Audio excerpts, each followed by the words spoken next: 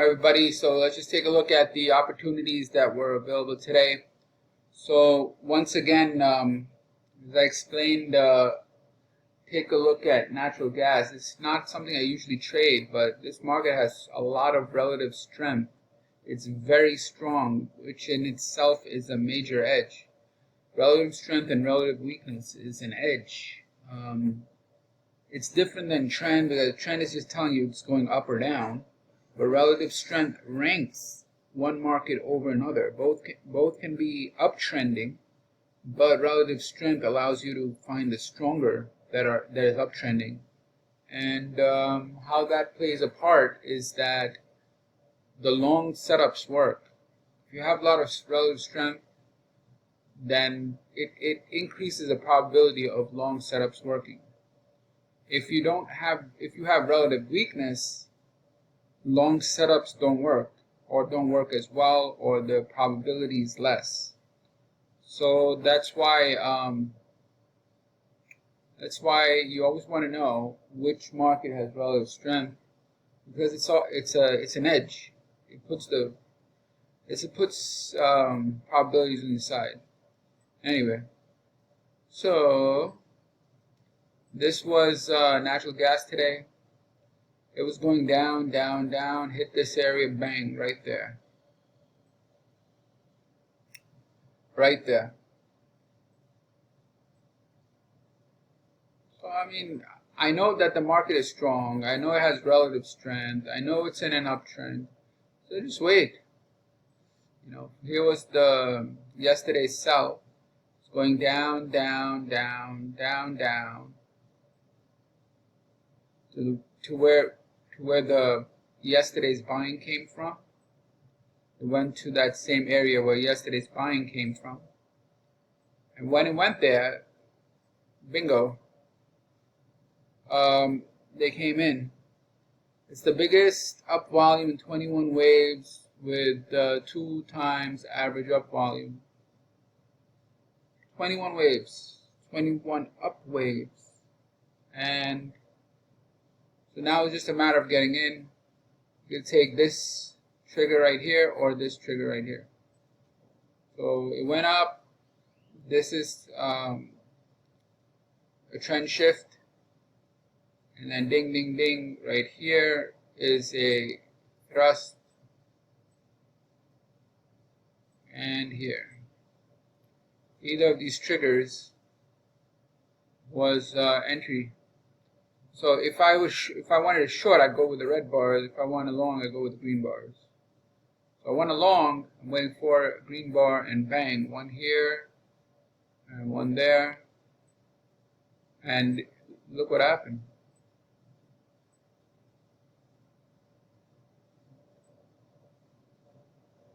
One, two, three, four, five. 5 waves. 1, 2, 3, 4, 5. Done.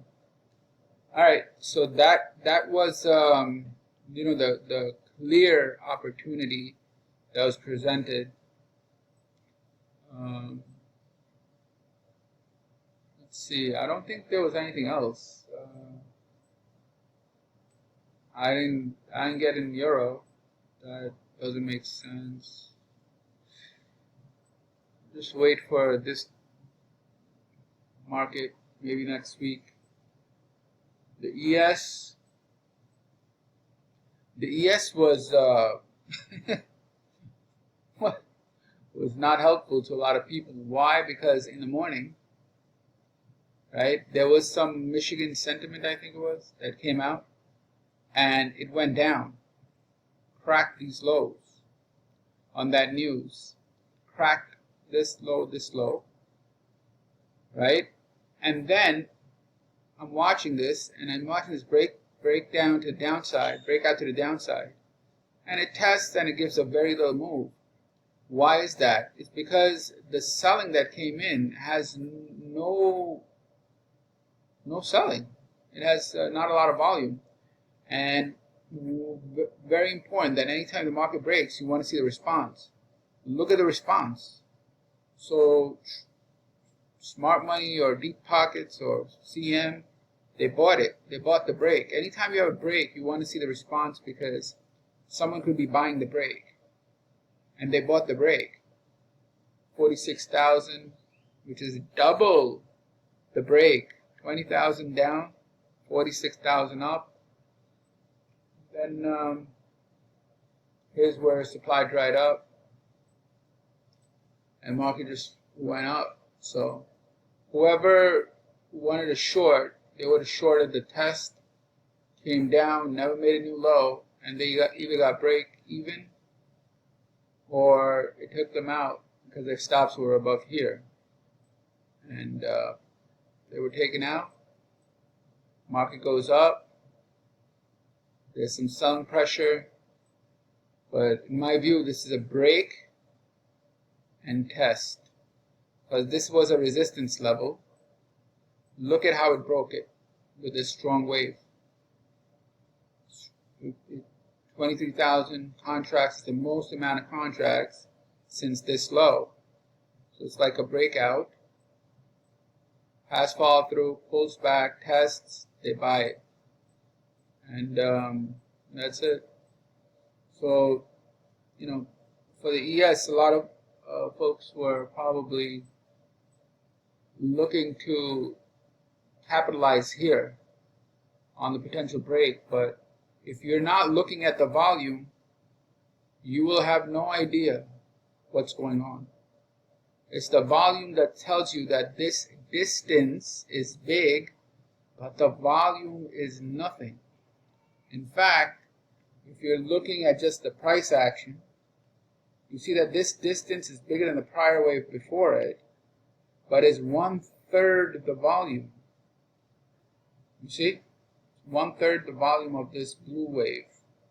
This blue wave has a lot of 62,000 contracts. This break has only 20,000. And after it, you have 46,000. It just bought it right back. So it makes no sense to sell after you have this information of what happened before and after.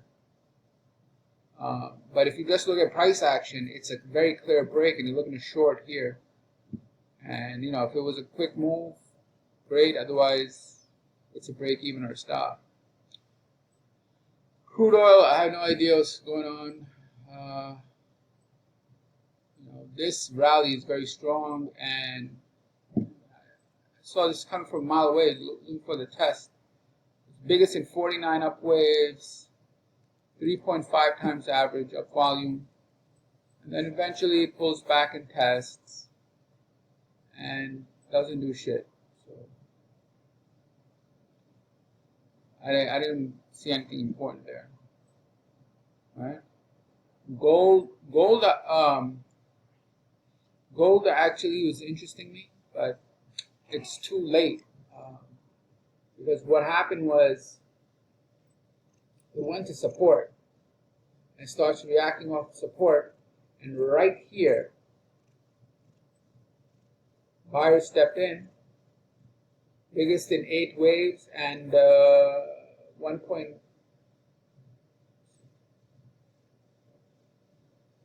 There it is. I had to refresh. So after refresh, you see that this was buying activity. So this is the 2.4 times average up volume, but it came back, pulled back on too much heavy volume, and the reversal. But it's just too late in the day to trade. So no point. If this happened and they pulled back here, at least you'd have something. Copper market is moving. There was something here.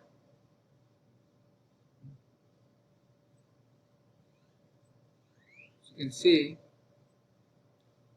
but it's not really a good move because it didn't pull back enough, and it just gave a little tap and goes up and then break even. Nothing special in copper. In any case, I want it to be downtrending first, not just to buy a little reaction.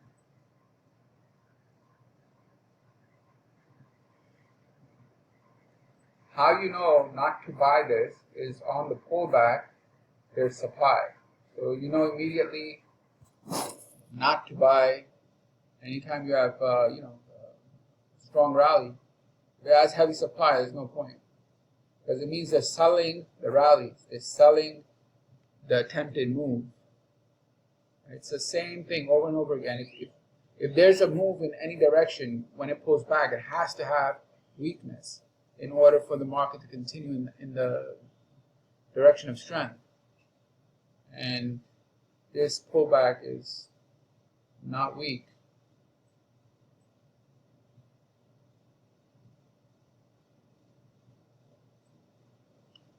Bitcoin, this is their Friday buying, end of week buying. So it is end of week buying or short covering. Right?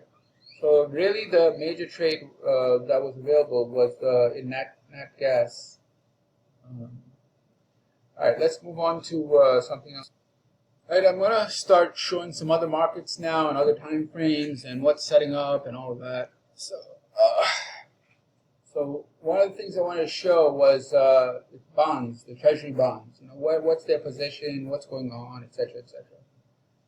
So here's the daily chart of the bonds, and in the middle I have some tick chart, and on the right-hand side I have a smaller term tick chart. So we had a rally, pull back here, went into ABC, and look, they're buying it. So this is really important to note. Very, very, very important. Because you have an uptrend in the daily, it pulled back one, pulled back two, goes in spring position, and it's a circle. 1 second. And this is the buying activity. So it pulls back here, and the market is being bought. The treasuries are being bought. How much? Biggest in 9 waves, and I'm not sure if this is right. Let me refresh. Yeah, it is. It's 3 times average up volume. Three times. 300% of average up volume came in. You see? Now, the only problem is there's supply as well. So this is something that is very worth looking at. What I want to see is the supply dry up. Because right now there's still too much supply. 2.4, there's 3 times average up volume, there's 2.4 times average up down volume, so it's still heavy. That means there's supply, so we want to wait for a pullback, maybe a spring, and then a reversal. This is the first reversal right here. Right, but I'm not taking it. Why? Because it's too much supply in the background. So if there's a lot of supply in the background, and you have a reversal, that means chances are the reversal is going to encounter supply on the way up. And that makes it difficult for it to go up.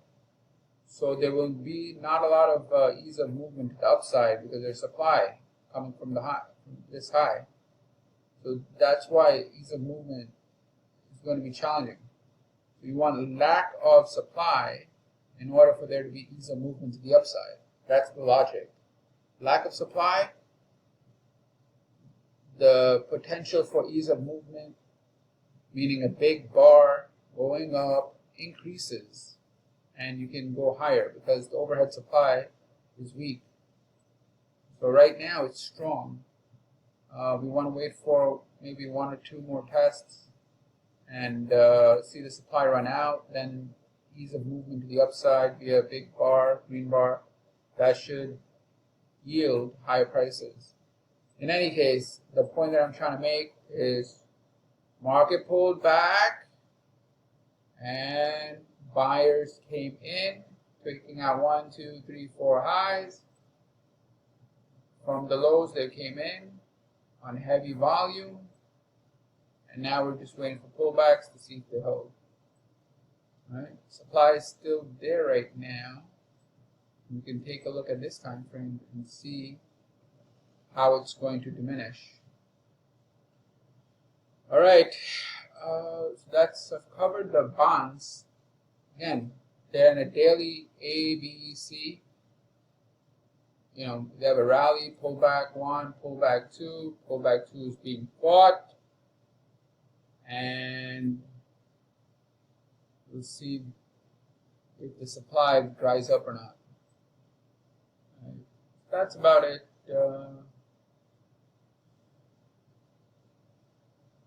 I think that's enough. All right, take care, guys. Bye.